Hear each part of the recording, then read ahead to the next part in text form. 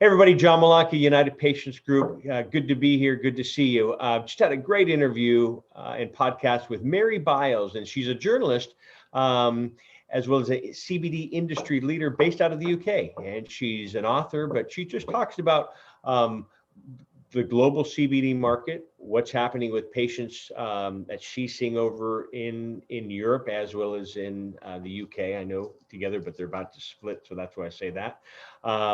But just sharing what she is finding and the trickle effect of education. She's a internationally known author. The CBD book, The Essential Guide to CBD Oil, HarperCollins Publishing did that, but really informative podcast. And so I hope you enjoy that. If you have any questions or comments, please leave them down below or hit our like page and subscribe. We love the feedback and we enjoy putting out information like this for you. So thanks for your support. Have a great day and enjoy this podcast. Bye-bye. Hey everybody, John Malanka with United Patients Group. Be informed and be well. This segment is brought to you by Aspen Green. Aspen Green is just a handful of USDA certified organic hemp and CBD brands, and all of its hemp is grown from the perfect topography and climate found in Colorado. Check out why purity matters at aspengreen.com and follow them on social channels at Aspen Green CBD. Use promo code UPGCBD for 20% off. Welcome back, everybody. This is John Malanka with United Patients Group. Be informed and be well. And today I have a special guest from the other side of the pond, Mary Biles. Hey, Mary. Hi, John. That's the first. Actually, I had a guest on from Israel the other day, so we're making we're going international. We're making this international. We're getting out of the COVID bubble, and so excited to have you on here. So let me read your informative bio. How about that? Okay. Mary Biles, a medical cannabis journalist and CBD industry insider, has a unique perspective on why we could all do well with some CBD in our life. Following a varied career in TV production as well as complementary therapist, Mary decided her talents were better utilized educating the world about the medicinal properties of the cannabis plant after seeing firsthand extraordinary health benefits in a close friend. Is that with your friend's mother? Yes, that's right. Yeah. I'll get into that, but her Mary's close friend's mother also had pancreatic cancer, and so we can go into that after this. But Mary has been one of the most demand CBD content specialists in Europe, as well as here in the United States, writing educational articles for a host of CBD companies and regularly contributing to the Huffington Post. To this day, she continues to interview top scientists in cannabinoid research and tell inspirational patient stories as part of her work as a medical cannabis journalist for internationally respected educational organizations such as Project CBD, which is right up the road from us. So, great. So know them well. So good to have you on. You were chuckling. Thanks. You were chuckling on on your bio. It just sounds so funny, doesn't it? Because you get asked to write bios for stuff, and obviously you have to sort of like hype yourself up, and it's a bit cringy. But I suppose that it was all stuff that I can attest to. I found that online and where your book is sold. So we'll talk about your book and stuff like that. Yeah.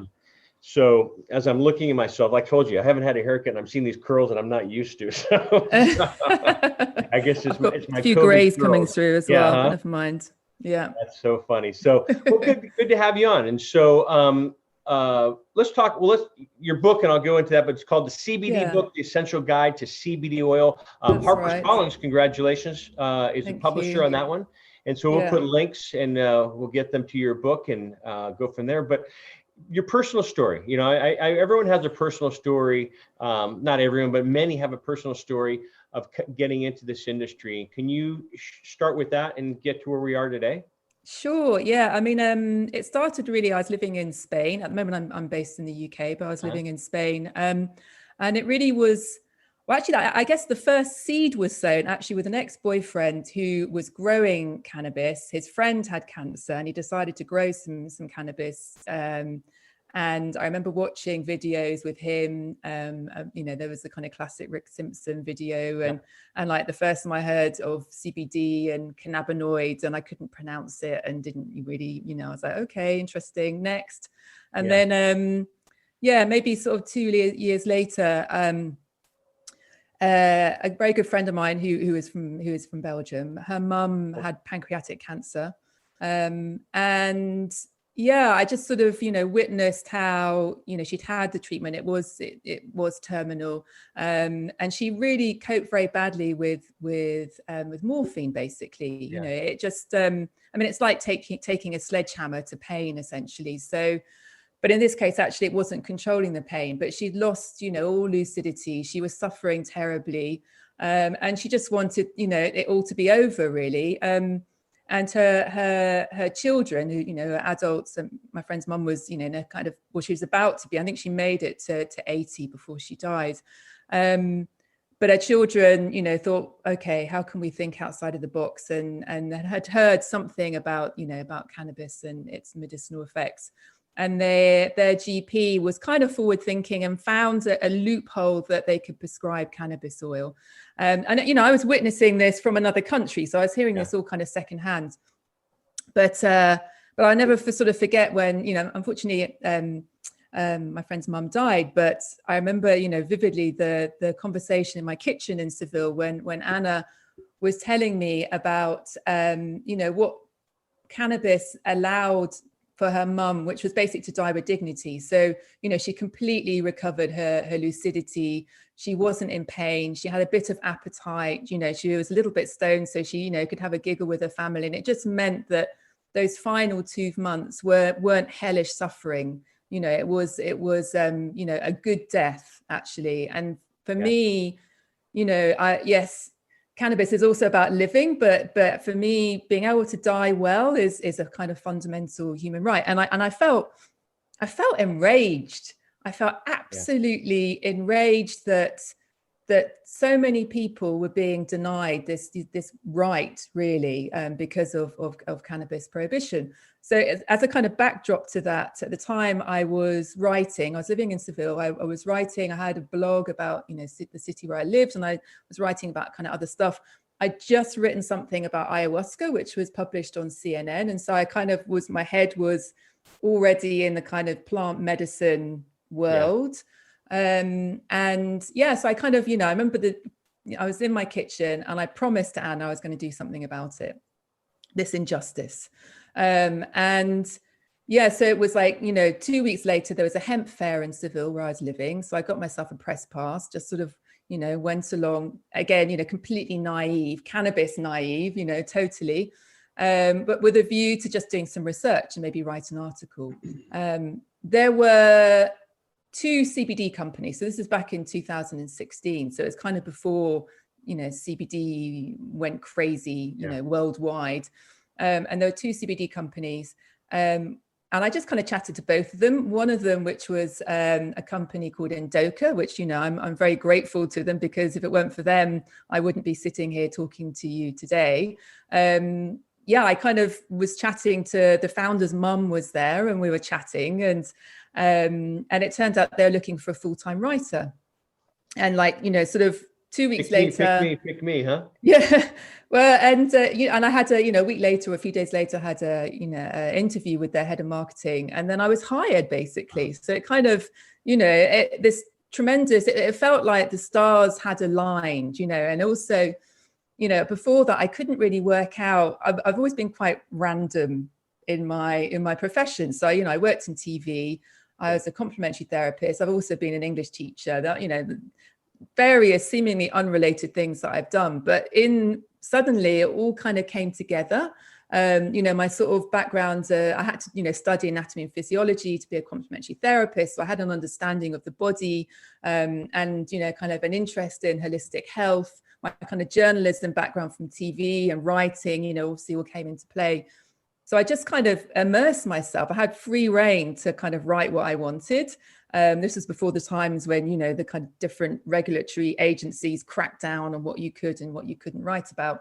So I just, I was living in Spain, where they're, in Madrid at the Complutense University, they have some of the best scientists who've made the most, as you know yourself, the most, groundbreaking discoveries, particularly with cancer and the anti-tumoral. Is that where Cristina Sanchez?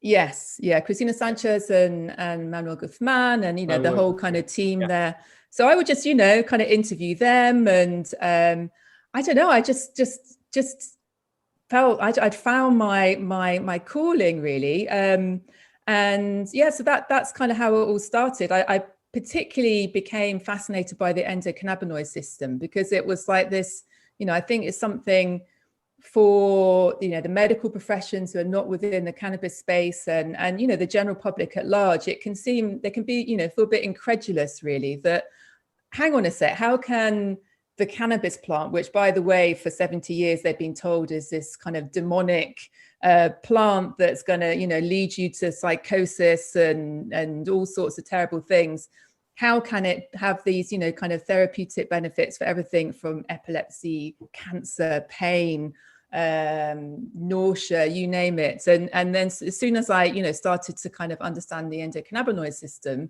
it was like, people need to know about this. Okay, it's about cannabis, but it's also, the endocannabinoid system is not only the bridge, and how cannabinoids act in our body, but we should be, over and above cannabis, we should be paying attention to our endocannabinoid system. Doctors need to know about it, even if they're not prescribing cannabis, at least, if you've got fibromyalgia patients or patients with those kind of clusters of symptoms, yeah, they're missing a massive trick, right? So yes, that's me. It's amazing when you get down to it, because it's funny. I worked for a magazine for years as well, and Corinne picked me up at the airport one day, and we were driving by one of our convention centers, and it had cannabis convention. This is 2009, I think. I said, pull over. And she looks at me. I go, let's go in there. Let's just see what it is. A Friday night. We walked in there, and I walked around, and I said, it says medical on here, but there's nothing medical about it. And we met a couple people, started talking to the same thing, and said, didn't think anything of it. We got home, and I was traveling a lot. And she said, let's see if we can do something. And so we started looking at how can we get in the cannabis industry? And Corinne, I called her Mary Poppins. She didn't drink and didn't smoke. And I kid you not, that was in our wedding vows, my Mary Poppins. And we started building something in the industry. It was just a site, a coupon site. And then her father became ill. And we said, oh my gosh, stop the press, and the same thing. We saw the benefits of cannabis, not knowing the true benefit. We knew appetite stimulation, munchies, and for a cancer patient, we came across a study that showed 40% of cancer patients passed from malnutrition before cancer. Same thing with AIDS patients, wasting syndrome. And that's how our story began. And so, like you said, the planets aligned, the stars aligned, and here we are today, 10 plus years later, and helped a lot of patients. And like you said, if we didn't live in a legal state, it wouldn't have ever been an option. It wouldn't have been an option.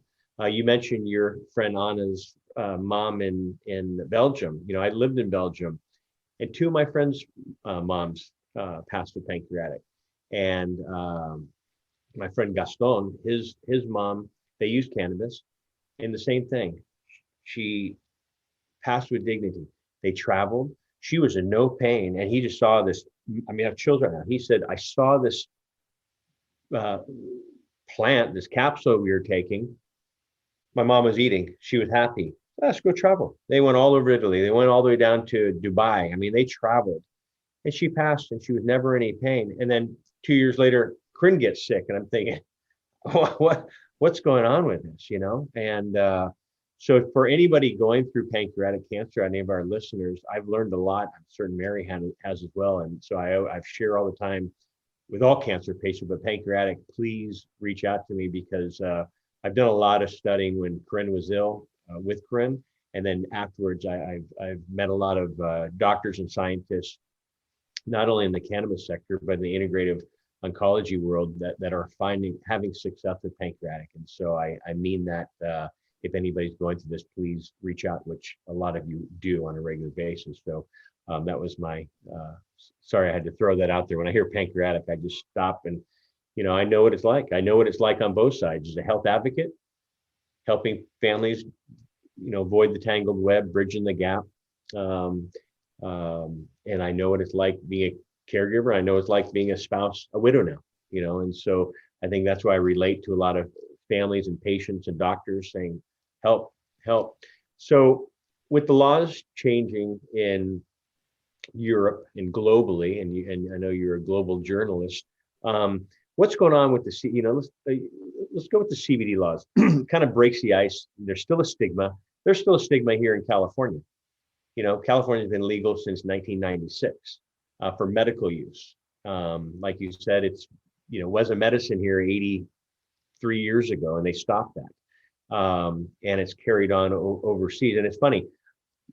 Before we got on the call, you said the United States is leading the way, and I always talked about Israel, many countries in Europe, China, South America, well, Canada. It's a perception, right? I think maybe because in the UK, there's always, I don't know, the special relationship with the United States in general, and sort of, for example, there was a kind of entertainment/documentary series in the UK a couple of years ago, and they took a bunch of aging celebrities to around the US on a kind of like cannabis road trip. But it kind of is suggesting that that it was the most advanced, and I guess it's a kind of we don't necessarily understand the complexities, and I think each country has its own idiosyncrasies and failings, and and nowhere's perfect. That's the thing right now in the UK. I mean, in the world, we can kind of some bits are working in some countries, some bits are working better in others, and so I guess we as I think you said before, it's kind of like the blind leading the blind, but hopefully there'll be some kind of harmonization at some point in the future. All the different, like you were talking about all the different ailments. I always talk about, it's not like duct tape with 1,000,001 uses, but when you really get down to it, scientists Manuel Guzman and Christina Sant, she's a doctor, right? Or scientist? Yeah, she's a doctor. Yeah. Their studies, and it's funny, I recommend them as leaders from the US. But the irony is that this is the crazy thing. So, I'm kind of between the UK and still my heart is a little bit in Spain. So, it's tragic really in Spain, because they've got these, incredible scientists, not just, within the area of cancer, but neurodegenerative diseases and whole, in cannabinoid science, they are in many respects leading the way. And yet patients in Spain do not have legal access to medical cannabis. They don't, and actually that's not understood. The amount of times I've read that, in Spain, the medical cannabis is legalized. No, it isn't. Yeah. No, it isn't, they're underground. When Corinne and I were there back in 2014, 15, I believe, we met some underground. There are some underground cannabis clubs. Yeah, and that they're underground, but they're also, I mean, again, there's sort of the gray zone. I mean, I was a member of one, and they have these sort of ways of being kind of semi-legal. You're a member. You don't, they don't get raided by the police or anything like that. Although in Barcelona, I think there were a few problems because there was a kind of industry building up around it, and it wasn't supposed to be. That wasn't its intention. But and also in Spain, you can grow. You can grow your own, as long as it's not like you can't see it from the road or something like that. So. But as I say, nowhere's perfect. That's the thing, and it's. But I really feel for. I've got sort of friends and colleagues in Spain who are battling, but there's no political will. There's no political. And what's infuriating is that Spain is exporting. It's exporting medical cannabis. It's been grown in Spain and exported elsewhere, but Spanish people can't get access themselves. So let's talk about exporting. It's a perfect lead into your article. What is your FDA, your Food Drug Administration, called? European? Well, there's EFSA, which is the European Food Standards Authority. I'm in the UK. We're about to leave Europe in about, sort of, I don't know, what are we now? Well, about 20 days time. Yeah. So we have a kind of a UK version of that, the Food Standards Agency. So that there's been a lot of upsets in the last couple of years because CBD, or actually cannabinoids in general, have been added to something called the Novel Foods Catalogue. So basically, a novel food is in Europe is something that wasn't commonly consumed prior to 1997. So kind of CBD seemed to be kind of going under the radar that these regulatory bodies weren't getting involved, and then suddenly in January, I think it was 2019, they sort of very quietly added cannabinoids to this novel food catalogue, basically, which then means once it's been added to that, you have to, in order to kind of market it or sell products selling CBD, they have to like make an application, a novel foods application with toxicology reports and proving its safety, basically. Because if it's novel, the idea is we don't know if it's safe. Sorry, Mary. Your definition of a novel is like our cannabis brownies or cannabis water, a CBD water. Is that what you're? The thing is, basically, it seemed to be, if at the time, CBD is classed as a food. It's not a narcotic. That's another kind. There's another kind of chapter to this story. At the time, it was not a narcotic, so therefore it was classed as a food. But there's nothing in between. It's either narcotic or food, nothing in between. But it went food, narcotic, and back to food now, right? But food, narcotic, and now back to food. Back to food. And so, like over here, cannabis, and I had a lawyer on the show a few weeks ago, and I asked him about CBD, and he says, well, my dad always taught me that it was the term, it's clear as mud, meaning there's still a gray area like over here, cannabis is still for, that's why the scientists, like you were mentioning, we don't have it's not really public with our scientists, global scientists like the rest of the world has, because it's still federally legal, Schedule I narcotic, still classified with heroin, LSD, highly addictive, no medical benefits, ecstasy's on there, and cannabis is on there. And that just blows my mind, with no medical benefits. But they have it as a patent, as a neuroprotector with medical benefits. And so is there, with the narcotic scheduling that you have over there, where does that stand? Is it still like we have Schedule I is the number one most dangerous? Is your so I mean, I can talk from a kind of UK perspective. So we have the scheduling, because you had the kind of, obviously you had the single convention of narcotic drugs, which was the kind of 1961 UN convention. So I think then each country, each kind of member state created their own version of it, basically. So in the United States, you have one, I can't remember what it's called now, the one that was in 1970. You have a kind of convention that came from which the classification of cannabis in Schedule I came from that original. We had the Schaefer Committee, and then of course President Nixon. Are you talking that? Where they kind of and that was around the 70s. Right. Yeah. So we have an equivalent in the UK. So for until 2 years ago in the UK, cannabis was Schedule I, like it is in the United States. In November 2018, or actually before that, it was 6 months before that changed. Cannabis was reclassified, as is often the case, with these things. It became untenable because we had two cases, very public cases of young children with epilepsy that was intractable, and so it didn't respond to anti-seizure medication. And these children both had left the UK. They became medical cannabis refugees. One was in Holland, another one was in Canada.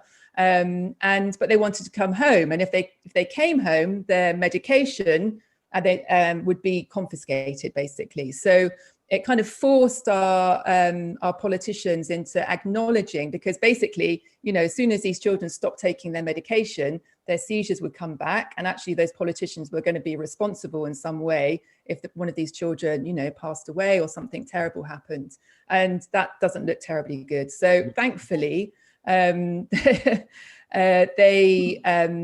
actually got some balls, excuse my language, but because this has been on the table before with with Theresa May, who then went on to become our Prime Minister.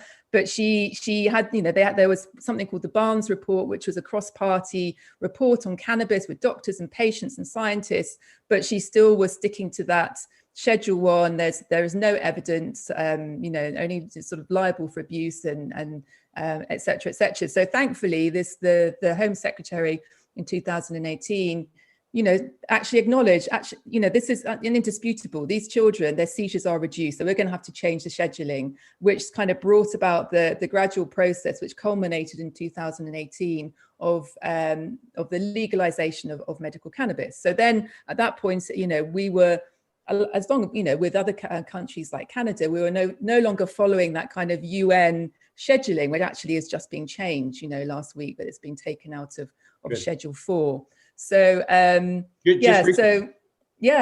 the last week it was the kind of the Committee for Narcotic Drugs had decided to thankfully acknowledge that actually there is evidence of therapeutic benefit.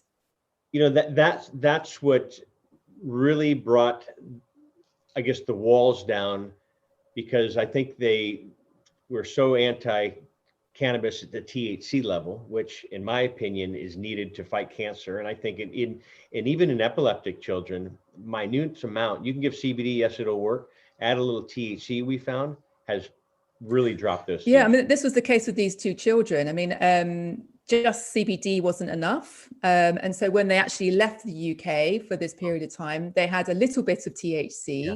And that was enough to pretty much reduce their seizures to zero. And so, but that little bit of THC at the time was illegal, completely illegal in the UK. So that's what forced the change. And that's what, unfortunately, that's what happened.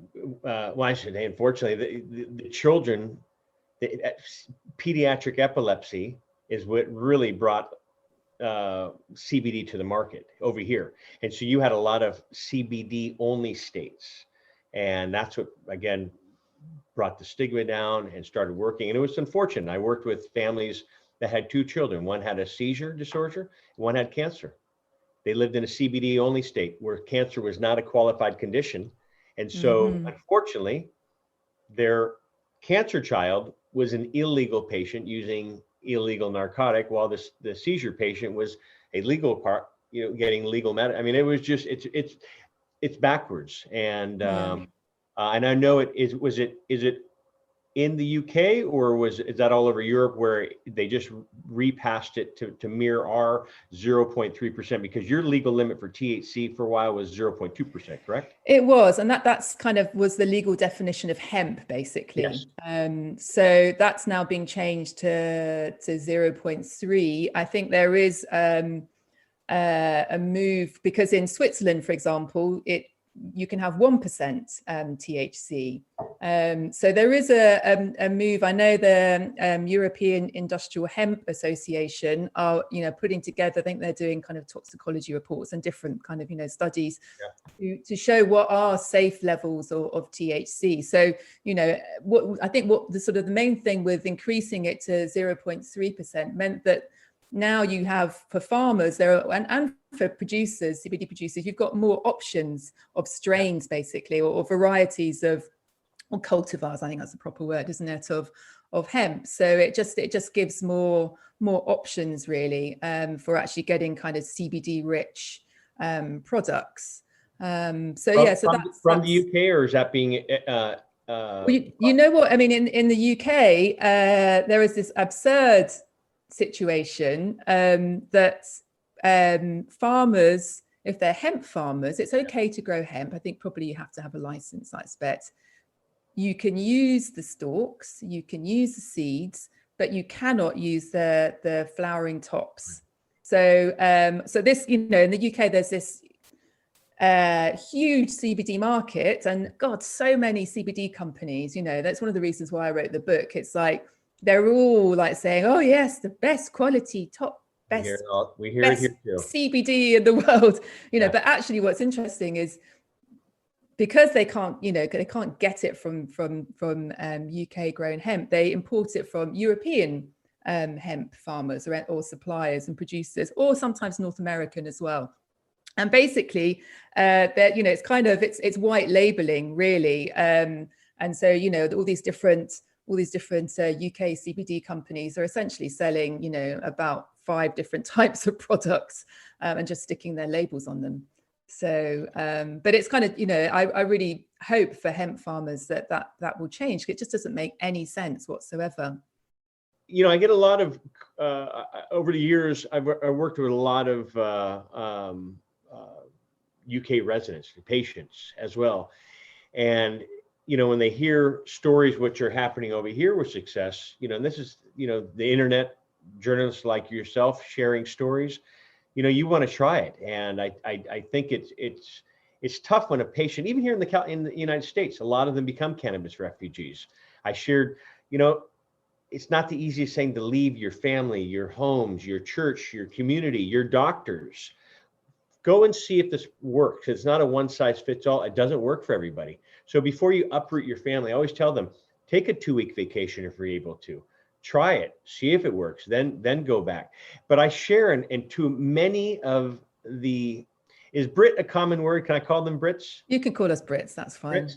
Yeah. So, but a lot of the Brits that I speak to on a regular basis, it blows their minds when I say, there is a pharmaceutical company in your country called GW Pharmaceutical. And they said, yeah, I've never heard of it. Does GW, this has been over the last few years, maybe they're making more waves, but are they not a household name over there? No. Because the approved pharmaceutical cannabinoid based drugs, well, there's 2, obviously. There's Sativex, which is which I think has a different name in the United States, but it's it's still the same. So you have Sativex. Is it? Okay, I thought it was like Nabanols or something. Yeah. So anyway, so that's a kind of 1-to-1 ratio THC and CBD, but it's only prescribed in spasticity and pain in multiple sclerosis. Yep. And for a while, because it was really expensive, and remember in the UK we have the National Health Service, which yay, that's essentially publicly funded free healthcare. But it's in order for our National Health Service to approve a drug, it has to be both effective for what it's treating, but also cost effective. And at the time, or for many years, Sativex was approved as a pharmaceutical drug, but it was too expensive to be prescribed by our NHS. That changed recently. So, as I was sort of talking about before, since 2018, there has been, medical cannabis is now legal. And this is something important for, your listeners and viewers in the United Kingdom to know that. So yes, Sativex, there are MS patients who are now being prescribed Sativex, Epidiolex, which is the kind of purified CBD for, in the UK, it's just for Dravet syndrome and Lennox-Gastaut, which are these, very kind of catastrophic and rare types of pediatric epilepsy. But what's happened basically, because it's, it's very, very narrow and very, very few cases or few conditions where cannabis can be prescribed through the NHS. There's been a whole kind of like 2-tier. So we've got private medical cannabis clinics that have opened up, and there's maybe, I think it's about 4 or 5 now that have opened. And initially, because of various kind of supply chain difficulties, and it was, there was a lot of kind of, I guess, fear with regulators about what this was going to lead to, medical cannabis being available initially for patients, a prescription, and maybe this is normal in the US, I don't know, but, patients are paying like kind of £2,000. So that's like 3,000. How many? Would that be $1,500? US, Yeah. So about, a month for the medication, and then maybe like kind of $150 for a consultation. So that was when things kind of first started. The prices have come down, and I think there will be a point, because actually in the United Kingdom, it's estimated there are about 1.4 million people who are using cannabis medicinally, the majority of which are getting it from the black market. So, for many, obviously, if your medication from your doctor was working, you'd rather do that, right? You don't want to have to kind of go and find a dealer or whatever. It's not your kind of first choice. But for a lot of patients, initially when there was this legalization, it was very prohibitively expensive. With it being 2.75 milligrams of THC, 2.75 milligrams of CBD, people just said over here, the consumer over in America, seeing all the studies of GW Pharmaceutical side effects, they said, so everyone started making 1-to-1 ratios over here. And so, and having success, not only with MS patients, but with other. And then Epidiolex came out, and my thought, and you tell me as a journalist, my thought is, okay, they missed the boat over here. They replicated the 2.75 milligrams of each. And so the US government said, okay, with GW Pharmaceutical, and this is just my mindset, is, okay, let's try something else. We'll bring your Epidiolex over here. We'll reschedule it. Now it's available for prescription. Insurance, not all, but some insurance will cover it, and you can pick it up at our local pharmacy if you want it. And so now I think that's where they're making all their money, because I know for a while GW was not making any money, and they're doing an amazing thing. And I have friends that their daughter is autistic, and I introduced them to cannabis about 4 years ago with success, but different cultivars. You and I can have the same bottle. We buy it, and then 2 months later we buy the same exact bottle, and it's a different thing because of, hopefully one day it'll get that point where it's the same every single time, like you would with a pharmaceutical, Tylenol or something. And their neurologist, they get EEGs, and they said, I'm not seeing this. I don't feel a success. And they said, well, there's a product called Epidiolex. How about prescribing it? And the doctor here at UCLA knew nothing about it. So they've been on it for a good year and a half now with success. Okay, that's interesting. Are you seeing that, is where I was going with that? I mean, is it available over there? Epidiolex is available, but just for Lennox-Gastaut and Dravet. Gotcha. To be honest, it's interesting that this patient that you're talking about has had success with just CBD, because to be honest, I've heard from other mums, really, because often these are, kind of more severe mums of children with more kind of severe types of autism, who may be nonverbal or have those kind of self-injurious behavior. And I've heard more than one occasion, actually, the kind of high CBD strains have actually kind of made it worse, or kind of made them more hyperactive, and actually they kind of needed that bit of THC. In the UK, I think there are patients with these particular conditions who've been prescribed through our NHS Epidiolex. Otherwise, we've got these private clinics who are prescribing unlicensed drugs. So these are more the kind of, your Bedrocan products, or, the kind of that haven't been through the clinical trials, etc. But they are standardized GMP, they're standardized products, but they're not products that are sort of NHS doctors would feel confident prescribing, because for them, there's not the evidence. Everything has to be evidence-based. What's interesting in the UK, we're talking about this before, at least they can actually prescribe it. As I say, this idea that we have everything's great and rosy in the United States, it's, I don't think in the UK people realize that actually you can, doctors can't prescribe, they can make recommendations, and then you have to kind of send your patient off to a dispensary, right? Or, somewhere, and they speak to a bud tender or what have you. So, it's not perfect in the UK, because here it's only consultants essentially that can prescribe. So what you've got are these private clinics where you've got pain consultants who top of their field, and they're maybe actually I don't know, sort of heads of the pain society or what have you, and also we have psychiatrists, pediatric neurologists, that kind of thing.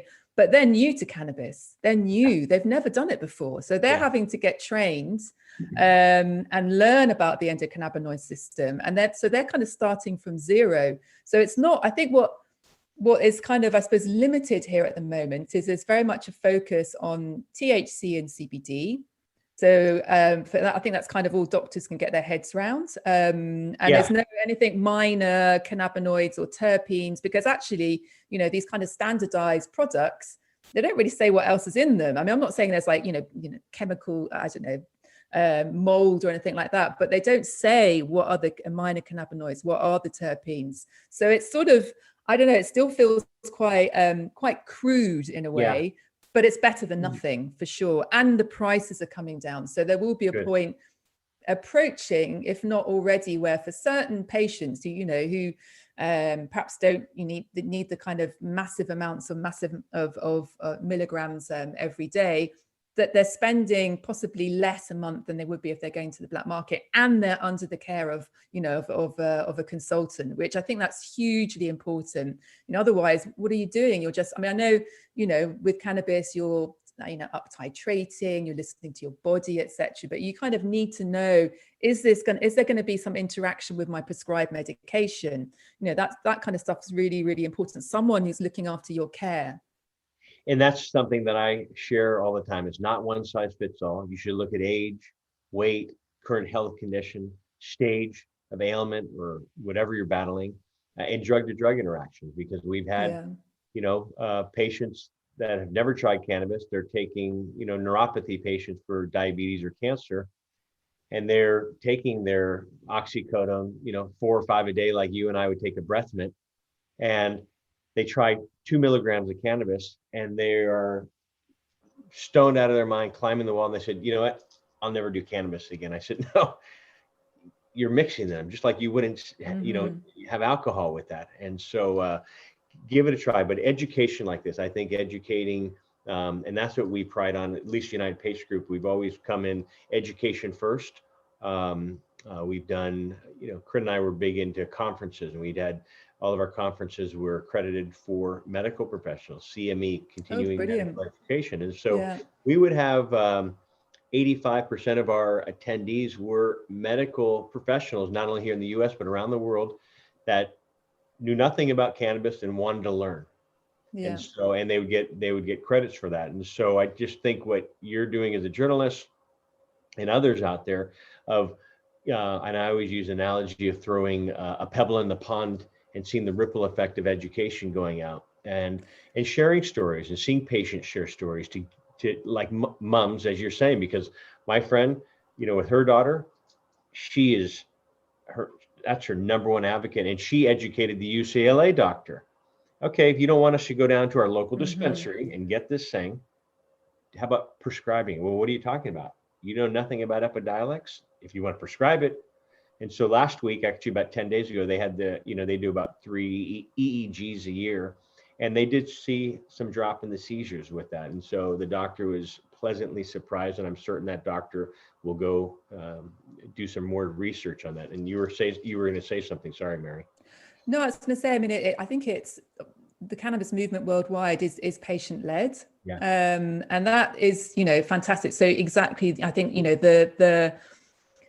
a mother's love, in so many instances we've seen, and obviously a father also loves their child, but it seems to be mothers who just push this movement along. But, the kind of flip side of the coin is that certainly, I don't know, in the UK, patient experts tend to kind of, not always get a very sort of warm reception from doctors, because doctors don't like their patient to know more than they do. And that's, I really feel for patients in that situation. I mean, it's, sometimes with, I always sort of think about these children with epilepsy, and they're neurologists within the NHS. As soon as they hear that they're going to a private clinic and they're under the care of a specialist, they no longer want to have them as patients. It's they don't want to. There's this kind of resistance. Why, if you're a doctor, why don't you have this curiosity when you see patients getting better? Aren't you like,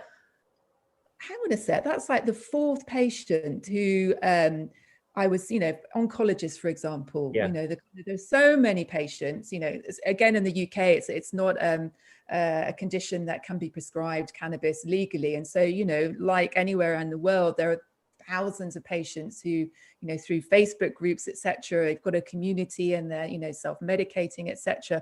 But, when you're an oncologist and you've seen a series of patients who say, oh, by the way, I'm taking cannabis, and those patients, you know, their outcome far exceeds the norm, wouldn't you kind of ask yourself, hang on a sec, I need to investigate this? And I think some do. I mean, there was an amazing case. I love this story of this gentleman. This was in the UK. I think he had lung cancer, and he was, you know, he's in his 80s. He decided not to have any chemo or radiotherapy or anything like that, because he just, you know, wanted to sort of enjoy what he had left. And he just sort of got some CBD, you know, randomly chose some, and wasn't taking very high doses actually. And then when he went back to have an appointment with his doctor, his oncologist, X amount of months later, and he had some tests, what have you, it was like the tumor had practically disappeared. And they're like, what have you been doing? And he's, you know, have you changed anything? And he's like, well, I just started taking some CBD. But that oncologist did actually write a paper about it. Good. You know, so I think you just have to hope. And I encourage patients.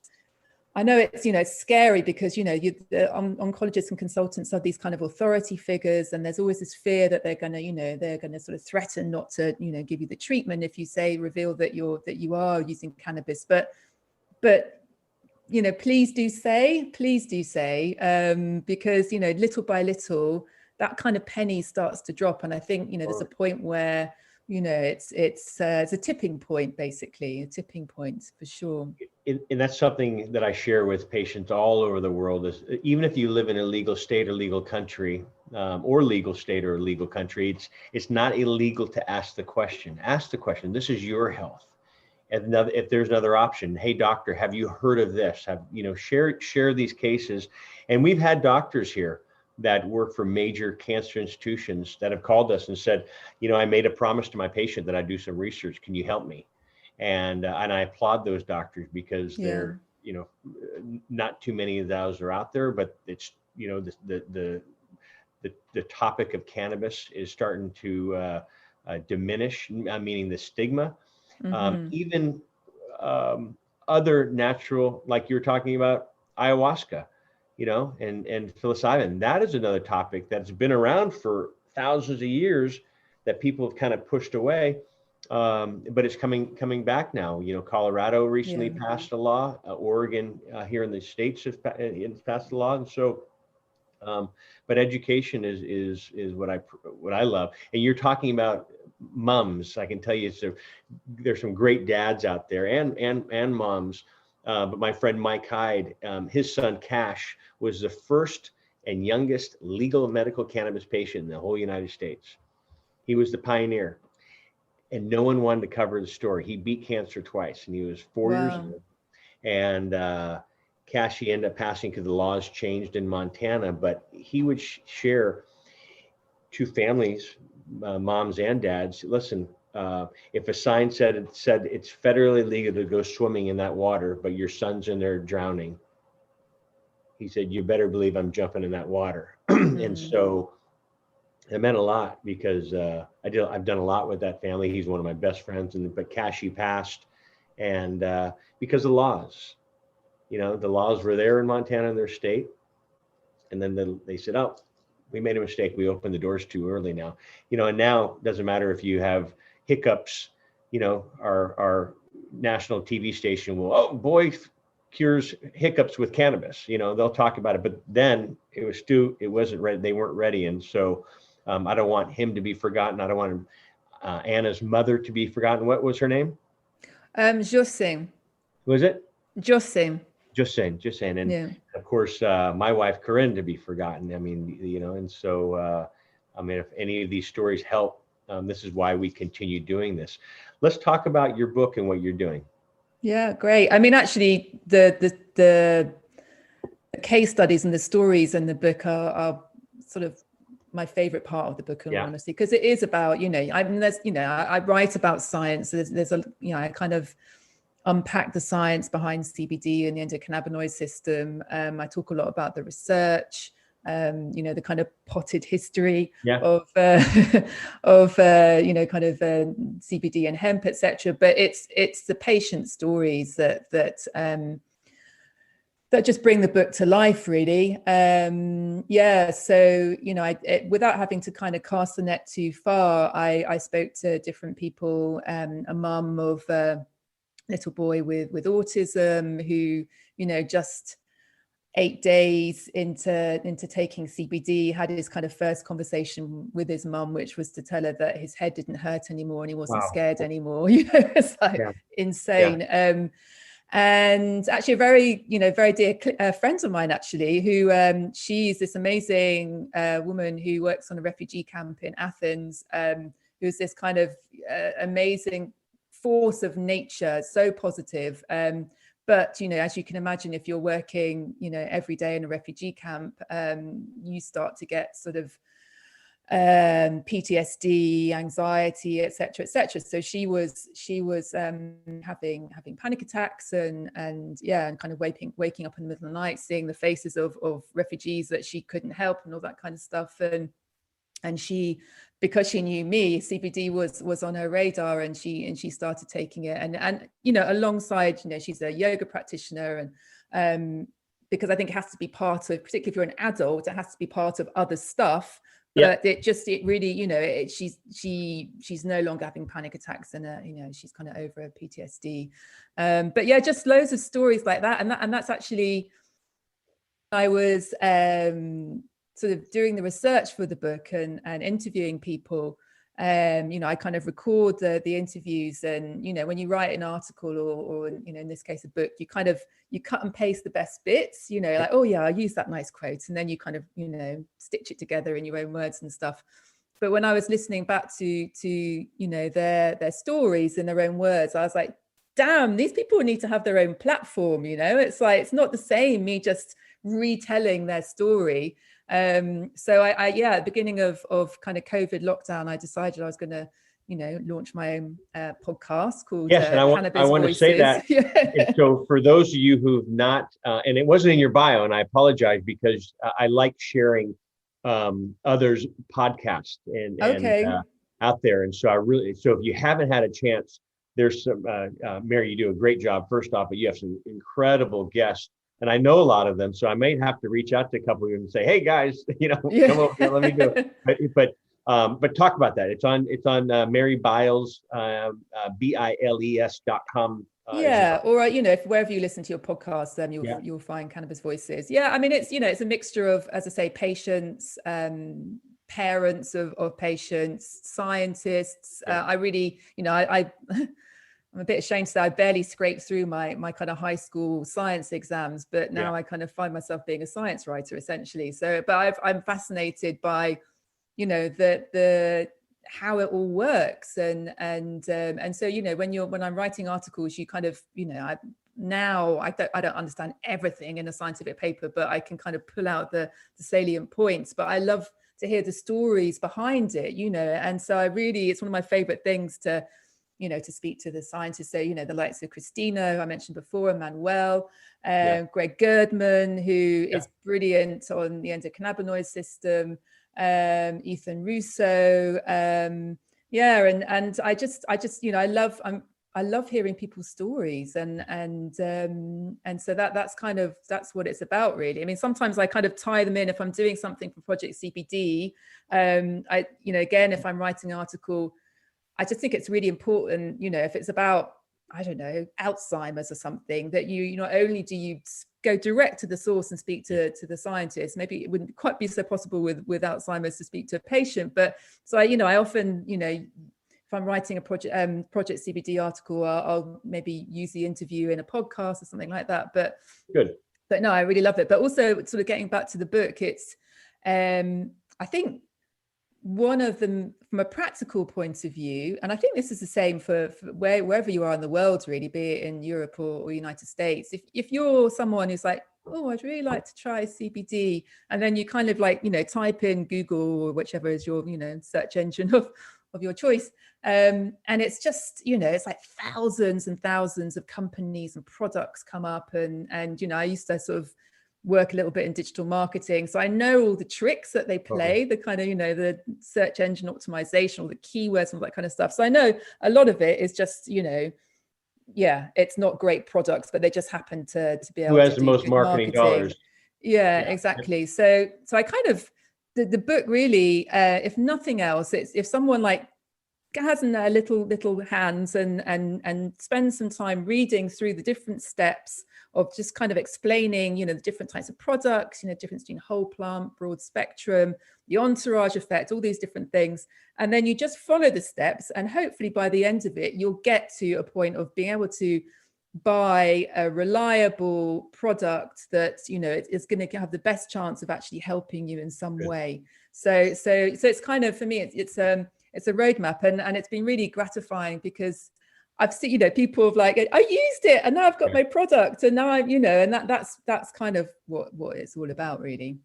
Well, good. Is it on audiobook as well?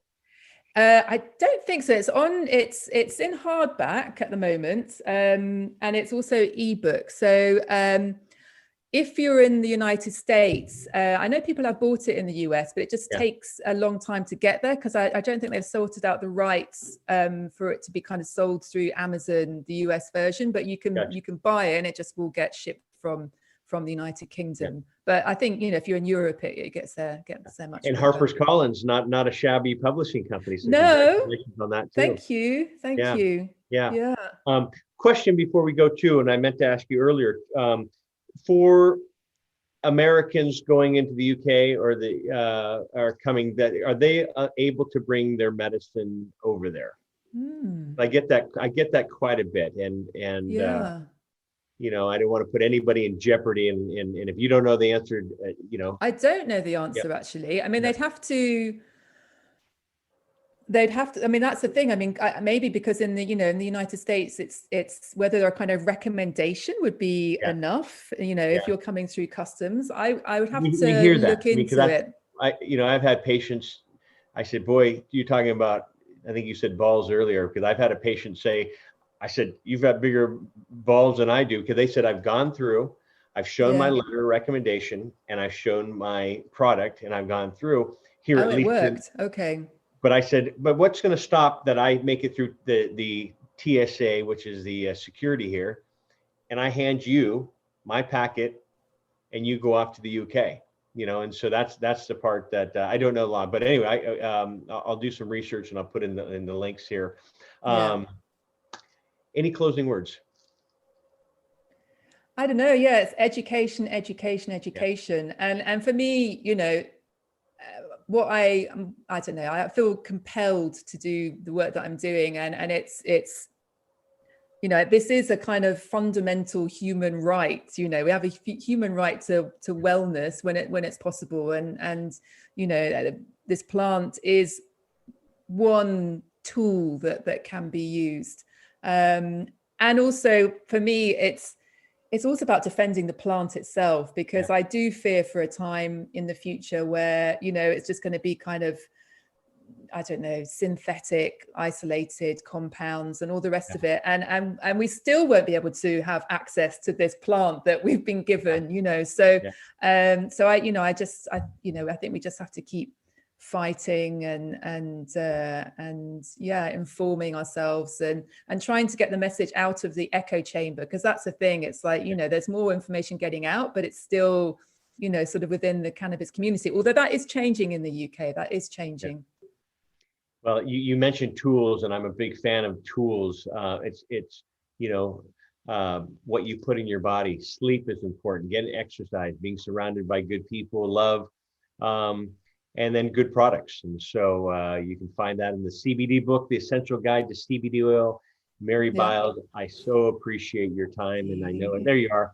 And I'll put a link to that as well on this podcast. And our podcast go video, of course, without the glitches. I'll see if I can edit those out, but audio, and we're, like you, located, I think, about 18 different channels. Then we do a transcript for the people. Oh, that's good. You want to read as well. People can read my words as well. How thrilling. Yeah. And it was funny when you please use British spelling. But when you said balls, I was thinking to myself, I wonder how they're going to translate that on the transcript. But I thank you so much, Mary. And thank you for having I'll me. put all your links out there too. And thank you for our listeners. I hope you enjoyed this. This is John Malanca with the United Patients Group. Be informed and be well, and we'll see you soon. Bye-bye. Hey everybody, John Malanka with United Patients Group. Be informed and be well. This segment is brought to you by Aspen Green. Aspen Green is just a handful of USDA, that's right, USDA certified organic hemp and CBD brands. And all of its hemp is grown from the perfect topography and climate found in Colorado. It is a family-owned business and is deeply committed to the science of providing only the purest hemp and CBD products for the best results and most beneficial experience. Its mission is to bring the therapeutic value of pure, organic hemp and CBD to people who seek supplemental relief through the use of healthy, natural products. Aspen Green is free from toxins and runs up to 8 different lab tests from bona fide third-party labs throughout its product line. It holds in high regard 3 foundational principles that guide every aspect of their business, actions, and interactions with their customers, partners, as well as their community. These are quality, integrity, and transparency. These will always remain at the hearts of their efforts to bring their beneficial products to consumers. Check out why purity matters at aspengreen.com and follow them on social channels at Aspen Green CBD. Use promo code UPGCBD for 20% off. Again, UPGCBD for 20% off at aspengreen.com.